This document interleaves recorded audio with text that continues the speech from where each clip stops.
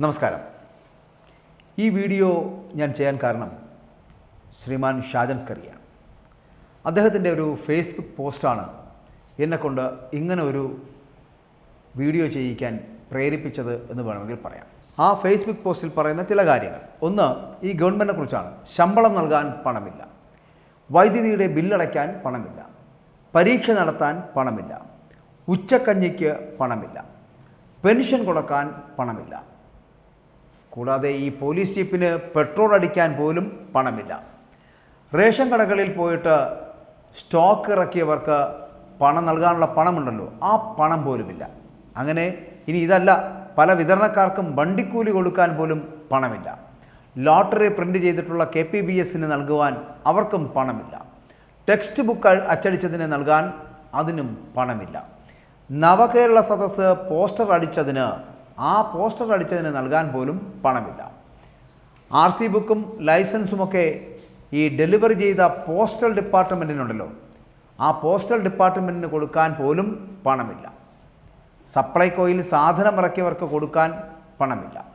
ഇനി KSRTCക്ക് നൽകാനാണെങ്കിലോ അതിനും പണമില്ല.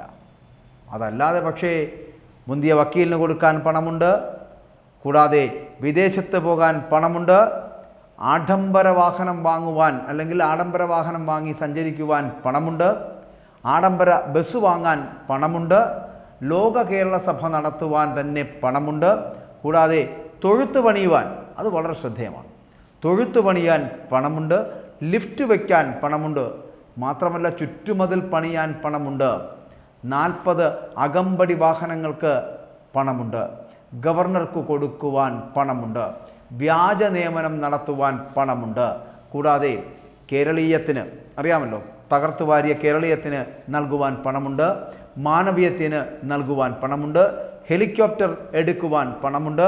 ഇനി വിദേശ ചികിത്സയ്ക്ക് വേണ്ടിയിട്ടാണെങ്കിൽ ആ വിദേശ ചികിത്സയ്ക്ക് പോകുവാൻ വരെ പണമുണ്ട്. പണമില്ല എന്ന് പറയപ്പെടുന്നത് എവിടെയാണ്? പണമുണ്ട് എന്ന് പറയപ്പെടുന്നത് എവിടെയാണ്? പണമില്ല എന്ന് പറയപ്പെടുന്നത് സാധാരണക്കാരൻ്റെ വയറ്റത്തടിക്കുന്നതാണല്ലോ. ഷാജൻ സ്കറിയ പറയുന്നത് പോലെ ശമ്പളം നൽകാൻ പണമില്ല എന്നുള്ളത് ശരിയാണ്. ശമ്പളം നൽകാൻ പണമില്ല എന്ന് സർക്കാർ തന്നെ പറയുന്നു.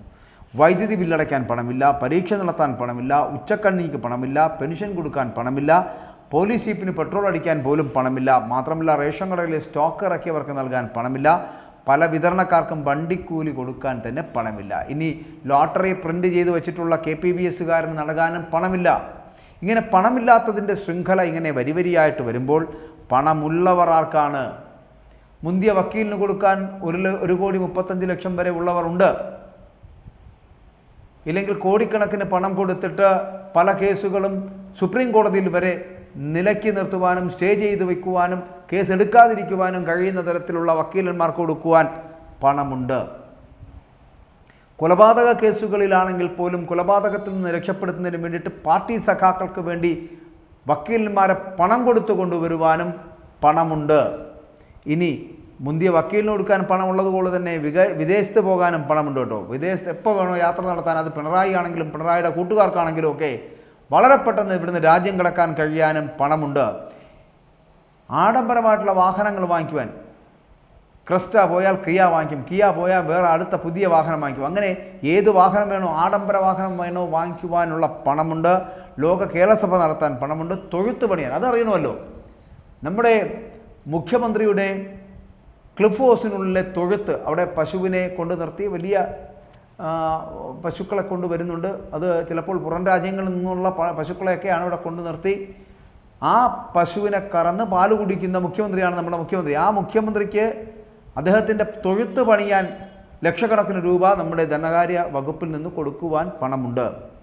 ഇനി ഒരു നിലയിൽ നിന്ന് രണ്ടാമത്തെ നിലയിലേക്കൊന്നും നടന്നു പോകാൻ കഴിയാത്ത പാവപ്പെട്ട മുഖ്യമന്ത്രിയാണല്ലോ. പണ്ടങ്ങ് കണ്ണൂരിൽ അദ്ദേഹത്തിൻ്റെ പിണറായി എന്ന് പറയപ്പെടുന്ന നാട്ടിൽ അദ്ദേഹം ലിഫ്റ്റിലാണല്ലോ ജീവിച്ചിരുന്നത്. അതുകൊണ്ട് ഇവിടെയും അദ്ദേഹം ഉപയോഗിക്കുന്നത്, ക്ലിഫ് ഹൗസിലും ലിഫ്റ്റാണ് ഉപയോഗിക്കുന്നത്, ഒന്നാമത്തെ നിലയിൽ നിന്ന് രണ്ടാമത്തെ നിലയിലേക്ക് പോകാൻ. അതിനും വേണം ലക്ഷങ്ങൾ, അത് കൊടുക്കുവാനും നമ്മുടെ കയ്യിൽ പണമുണ്ട്. ഇനി ഇതൊന്നും വേണ്ട, ഇതിൻ്റെ ചുറ്റുമതിൽ ഉണ്ടല്ലോ, ക്ലിഫ് ഹൗസിൻ്റെ ചുറ്റുമതിൽ, കാരണം അത് ചാടിക്കടന്ന് ആക്രമിക്കാൻ ആരെങ്കിലും വന്നാലോ എന്നുള്ളൊരു പേടിയുണ്ടല്ലോ നമ്മുടെ സഖാവിന്. അതുകൊണ്ട് ആ ചുറ്റുമതിൽ പണിയുന്നതിനും ലക്ഷങ്ങൾ കൊടുത്തു നമ്മുടെ ധനകാര്യ വകുപ്പ്. അതിനവിടെ ആരോടും ചോദിക്കേണ്ട ആവശ്യമൊന്നുമില്ല, അപ്പം തന്നെ പണം കൊടുക്കും.